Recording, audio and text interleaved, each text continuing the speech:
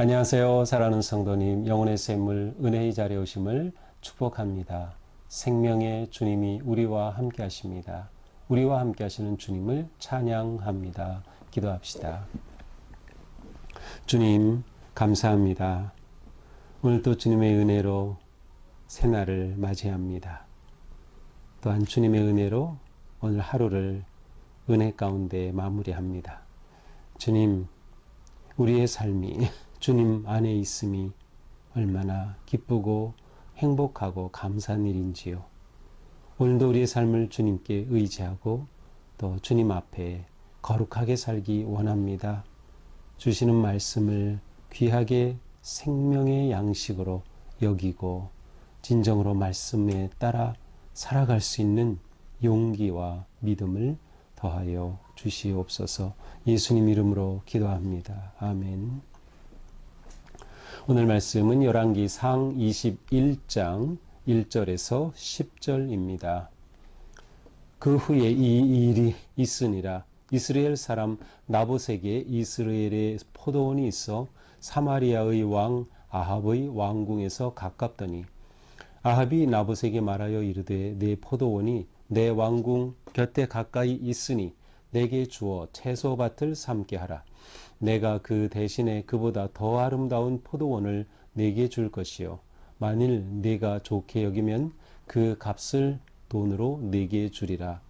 나봇이 아합에게 말하되 내 조상의 유산을 왕에게 주기를 여호와께서 금하실지로다 하니 이스라엘 사람 나봇이 아합에게 대답하여 이르기를 내 조상의 유산을 왕께 줄 수 없다 하므로 아합이 근심하고 답답하여 왕궁으로 돌아와 침상에 누워 얼굴을 돌리고 식사를 아니하니 그의 아내 이세벨이 그에게 나와 이르되 왕의 마음에 무엇을 근심하여 식사를 아니하나이까. 왕이 그에게 이르되 내가 이스라엘 사람 나봇에게 말하여 이르기를 네 포도원을 내게 주되 돈으로 바꾸거나 만일 네가 좋아하면 내가 그 대신에 포도원을 내게 주리라 한즉 그가 대답하기를 내가 내 포도원을 내게 주지 아니하겠노라 하기 때문이로다. 그의 아내 이세벨이 그에게 이르되 왕이 지금 이스라엘 나라를 다스리시나이까. 일어나 식사를 하시고 마음을 즐겁게 하소서. 내가 이스라엘 사람 나봇의 포도원을 왕께 드리리이다 하고 아합의 이름으로 편지들을 쓰고 그 인을 치고 봉하여 그의 성읍에서 나봇과 함께 사는 장로와 귀족들에게 보내니 그 편지 사연에 이르기를 금식을 선포하고 나봇을 백성 가운데 높이 앉힌 후에 불량자 두 사람을 그의 앞에 마주 앉히고 그에게 대하여 증거하기를 네가 하나님과 왕을 저주하였다 하게 하고 곧 그를 끌고 나가서 돌로 쳐 죽이라 하였더라. 아멘.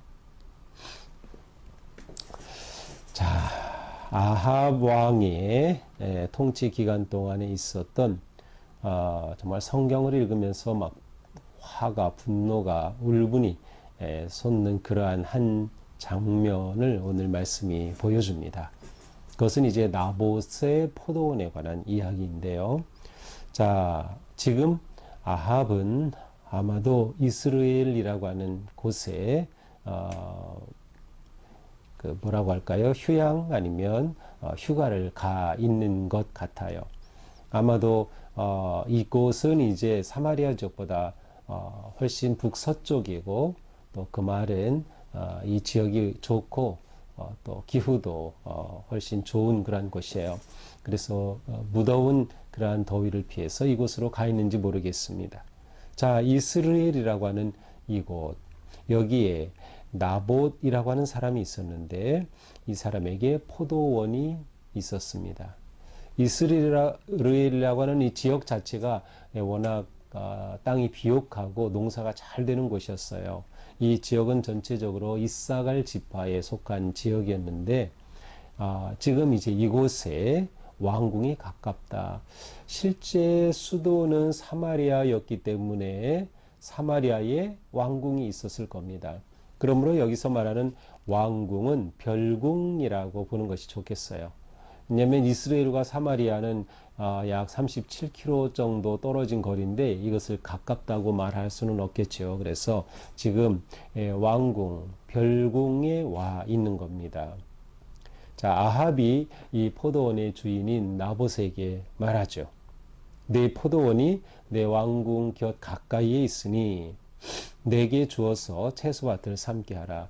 그러니까 이 포도원이 마음에 드는 겁니다. 그리고 아합이 이 포도원을 자기가 원하는 그러한 채소밭이라고도 할 수 있고 정원이라고도 번역도 가능한 그러한 단어예요. 그래서 자기가 원하는 대로 이렇게 꾸미고 싶은 거죠.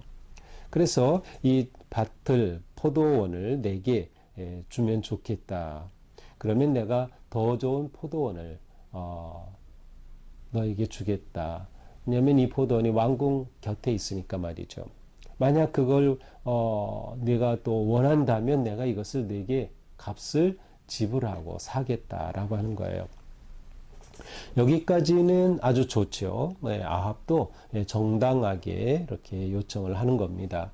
자, 그러자 나봇이 이 왕에게 대답하죠. 내 조상의 유산을 왕에게 주기를 여호와께서 금하실지로다. 이렇게 하는 것은 하나님의 법이 허락하는 것이 아닙니다. 라는 대답이에요. 다시 말하면 왕에게 이 포도원을 팔거나 주거나 할 수 없습니다. 라고 하는 그러한 뜻이죠. 자, 이렇게 하자 아합이 근심하고 답답해 하였어요. 왜냐하면 이 나봇이라고 하는 사람의 대답은 옳은 말이었기 때문이에요. 하나님의 법에 따르면 어떻게 하느냐? 레위기 25장에 가서 보면 한 지파에게 분배된 그 땅은 영원히 그 지파의 소유입니다. 만약 또한 누군가에게 자기의 이러한 땅이 있는데 분배받았는데 이것을 팔아야 될 경우, 그러니까 패치 못해서 그것을 팔지 않고서는 생계 유지가 불가능하다든지 이러한 경우에 팔 수는 있지만 역시 희년이 되면 그것은 다시 원주인에게 돌려줘야 했어요. 근본적으로 땅은 하나님이 주신 선물이고 땅의 주인은 하나님이신 겁니다. 바로 이러한 말씀이 있기 때문에 나봇의 이 대답은 말씀에 따른 정답이었어요. 왕에게 저는 팔지 않겠습니다. 왜냐하면 내가 지금 팔아야 할 이유가 없는 거죠. 하나님께서 기업으로 주신 땅이기 때문에 그렇게 사사로이 팔 수 없는 겁니다. 자, 이 말을 들은 아합이 근심하고 답답해했다. 세 번역에서는 보면 마음이 상하고 화를 냈다 이렇게 되어 있어요. 그러면서 식사를 아니하고 음식도 안 먹고서는 끙끙 앓는 겁니다. 자, 요 장면까지도 괜찮아요. 왜냐하면 아합이 나름의 일말의 양심이 있는 거죠. 자기가 왕이긴 하지만 나봇과의 이 거래가 이렇게 될 때 자기 뜻대로 되진 않았지만 옳은 거니까 아합은 이것이 일말의 양심이 있는 거예요. 그래서 근심하고 내가 왕인데도 저렇게 내 뜻을 따르지 않고 저렇게 하고 있는데 그게 옳으니까 아합으로서는 이제 끙끙대는 겁니다. 그런데 그때 아내 이세벨이 와서 묻습니다. 아니 무엇 때문에 근심하고 식사도 하지 않습니까? 그러자 왕이 이 사실을 말하죠. 내가 나봇에게 이렇게 포도원을 내게 주면 내가 돈으로 주든지 아니면 다른 포도원을 내게 주겠다 했는데 그가 주지 않겠다고 했소. 그러자 이 아내 이세벨이 말합니다. 왕이 지금 이스라엘 나라를 다스리시나이까? 아니 왕이 지금 이스라엘을 다스리는 왕 맞아요? 이렇게 하는 거예요. 여기에는 무엇이 숨어 있어요? 아니 왕인데 그것 하나 자기 뜻을 이루지 못하고 그것 가지고 끙끙댄다고요? 당신이 진짜 왕 맞아요? 라고 하는 거예요. 여기에는 뭐가 담겨 있어요? 왕이 어떤 존재인가에 대한 완전히 잘못된 생각입니다.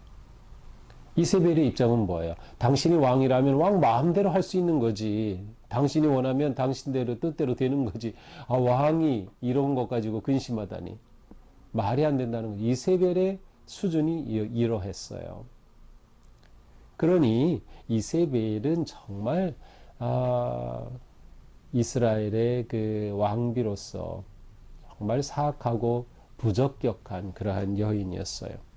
그렇게 말하면서 내가 이 포도원에 이 나봇의 포도원을 당신에게 갖다 주겠소. 그렇게 말합니다. 그리고서는 이 이세벨이 왕의 이름으로 자기가 왕이 아니잖아요. 그런데 왕의 이름으로 도용을 하는 거죠. 편지를 써요. 왕의 뜻을 전가를 보내는 거죠. 거기에 그리고 인을 치고 봉해요. 진짜 왕이 보낸 거다라는 것을 알리는 거죠. 그래서 이스라엘 성읍에 있는 그래서 나봇이 사는 그 지역의 장로와 귀족들에게 지도자들에게 이 편지를 보냈어요. 자, 그 편지에는 무엇이 담겨 있었습니까? 금식을 선포해라. 원래 금식을 선포한다라는 것은 이스라엘 사람들이 하나님 앞에서 회개할 경우에 그리고 그들이 하나님 앞에 회복되고 바르게 세워져야 되는 그러한 위기 때 하는 것이 금식이에요. 그래서 마치 지금 이스라엘에 무슨 큰 잘못된 일이 일어난 것처럼 꾸미는 겁니다. 금식을 선포해요. 그리고 나봇을 불러오게 해요. 이 금식하게 된 이유가 뭐예요? 이렇게 죄를 진 자가 있다는 거죠. 그래서 나봇을 불러오게 하고 불량자 두 사람을 시켜서 증언대에 서게 합니다. 그리고 이 불량자 두 사람은 이 왕비가 가르쳐준 그대로 말하는 거예요. 이 나봇이란 자가 하나님과 왕을 저주하였습니다. 하나님을 저주하면 이건 큰일이죠. 왕을 저주했다. 왕의 심판을 받죠. 이렇게 거짓 증언을 한 겁니다. 이렇게 모함하고 죄를 뒤집어 씌워서 나봇을 끌고 가서 돌로 쳐 죽였습니다. 자, 이 이스라엘의 이 나봇이 당한 이 모습을 보면 정말 이 말씀을 읽을 때 우리 속에 분노가 울분이 막 솟구쳐 오르죠. 어떻게 이럴 수가 있나. 이게 이세벨의 사악함의 아주 표징이 되는 거예요. 겉으로는 법을 지키는 것 같죠. 그래서 두세 사람 증인이 있으면 그것으로 죄를 확증할 수 있죠. 겉으로는 아무 문제가 없는 것 같아요. 하지만 이 자체가 거짓으로 모함하고 음모를 꾸민 건 얼마나 잘못된 일인지 모릅니다. 자, 여기까지가 이제 오늘의 말씀이죠. 자, 오늘 말씀을 보면서 나봇이라고 하는 이러한 선량한 한 농부와 아합과 이세벨이라고 하는 이 두 부류의 사람을 이렇게 보게 됩니다. 이렇게 보면서 인생에 이처럼 두 갈래의 길이 있다. 이렇게 사는 사람도 있고 이렇게 사는 사람도 있다. 라고 하는 것을 우리는 보게 돼요. 우리가 어떠한 인생의 길을 걸을까라는 것은 정말 중요한 일입니다. 왜냐하면 그 인생의 길이 우리를 맨 마지막 결론으로 이끌어가기 때문이죠. 자, 인생의 두 길, 오늘 본문에서 어떻게 나타납니까? 자, 하나님을 왕으로 섬기고 하나님을 주인으로 인정하는 그러한 인생의 길이 있는가 하면 하나님을 무시하고 하나님 없는 인생 길이 있어요. 이런 인생길에서는 자기가 왕인 인생이죠. 그러니까 하나님이 왕인 인생 아니면 자기가 왕인 인생 이 두 길입니다. 자, 하나님이 왕인 인생길은 어떤 삶이 열려질까요? 섬김의 리더십입니다. 섬김의 리더십. 예수님께서 제자들의 발을 씻으시고 섬기신 것처럼 예수님께서 무병자들을 치료하신 것처럼 예수님의 모습은 완전한 섬김의 리더십이에요. 반면에 하나님을 인정하지 않고 자기가 왕인 그러한 인생은 그 리더십은 탐욕과 폭력에 찌들은 리더십이 되는 거예요. 독재가 여기서 나오는 거죠. 아합이 그런 거예요. 이세벨이 그러한 거죠. 이세벨이 근본적으로 가지고 있는 왕이라고 하는 리더십에 대한 이해는 뭐예요? 자기 마음대로 할 수 있다는 거예요. 자기 멋대로 할 수 있다는 거예요. 왜? 하나님을 왕으로 인정하지 않기 때문이죠. 이렇게 두 가지 인생길이 아주 대조적입니다. 자, 하나님을 왕으로 인정하는 인생길은 또한 하나님의 법을 따릅니다. 나봇은 하나님의 법, 레위기에 나와 있는 그 법, 하나님의 법대로 그렇게 따르는 것이죠. 왕이라 하더라도 저는 하나님의 법을 따릅니다. 왜? 나봇에게는 눈에 보이는 아합이 아니라 눈에 보이지 않는 하나님이 진짜 왕이었다라는 것을 보여주는 겁니다. 반면에 자기가 왕인 사람은 자기 욕심을 따릅니다. 자기 욕망을 따르는 거예요. 이렇게 되면 무법자가 되는 거죠. 하나님의 말씀이 하나님의 법을 따르는 게 아닌 무법자가 되는 거예요. 자기 멋대로 하나님을 두려워하지 않으니까요. 또한 하나님을 왕으로 섬기는 사람은 하나님을 경외해야 합니다. 그러나 자기가 왕인 사람은 이 세상의 재물과 권력을 경배합니다. 하나님이 아닌 다른 것, 곧 이것이 우상 숭배라고 할 수 있겠죠. 또한 하나님을 왕으로 모시는 사람은 사랑과 생명의 가치로 살아가요. 그러나 자기가 왕인 사람은 거짓과 불순종의 가치로 살아갑니다. 자기 뜻이 법인 거죠. 거짓이 무엇인지, 옳고 그름이 무엇인지 상관이 없어요. 또한 하나님을 왕으로 모신 사람은 이 세상에서 유익한 인생입니다. 그러나 자기가 왕인 사람은 이 세상에서 무가치한 인생이에요. 10절에 보니까 불량자 두 사람을 세웠죠. 이것을 통해 무엇을 보여줘요? 아합과 이세벨은 불량자였습니다. 불량한 인생이에요. 불량한 인생. 하나님 앞에 무가치한 인생, 불량한 인생, 세상에 고통만 가져오죠. 세상에 아픔만 가져오는 거예요. 참 우리가 하나님을 온전히 섬기며 믿음으로 산다는 것은 이렇게 큰 차이를 가져옵니다. 이 세상에서 하나님을 인정하지 않는 사람들의 모습은 뭐예요? 무가치합니다. 이 세상에 고통만 가져옵니다. 자기가 어느 자리에 오르면 뭐 자기 마음대로 다 합니까? 자기 뜻대로 다 합니까? 자기 눈에 거슬리면 다 그렇게 합니까? 참 이것이 이 시대에도 계속되고 있죠. 그러나 우리는 이러한 때에 정말 하나님만이 왕이시고 주인 되심을 인정하면서 내 인생길은 어떤 길이 되어야 할지, 우리 모두의 인생은 정말 유익한 인생, 사랑의 가치를 둔 인생, 섬김의 가치를 둔 인생, 아름답고 거룩한 인생길을 걸어가는 우리 모두가 될 수 있기를 바랍니다. 기도합시다. 주님, 저희가 살아가면서 항상 선택의 기로에 섭니다. 저희들은 어떤 상황에서든 하나님의 법을 선택하고 하나님의 뜻을 선택하고 거룩한 가치를 선택하는 진정한 성도들이 되게 하여 주시옵소서. 어떤 상황에서도 오직 하나님만 왕으로 섬기고 하나님의 법이 내 인생의 법이며 하나님의 뜻이 내 인생의 뜻이 되는, 그래서 이 세상에 유익함을 가져오는, 내가 이 세상에서 복의 근원이 되는 진정한 승리의 삶을 살게 하여 주시옵소서. 예수님 이름으로 기도합니다. 아멘. 네, 오늘도 주님의 은혜 안에서 우리 삶이 아주 가치 있고 유익하고 보람된 삶 되기를 축복합니다. 사랑합니다.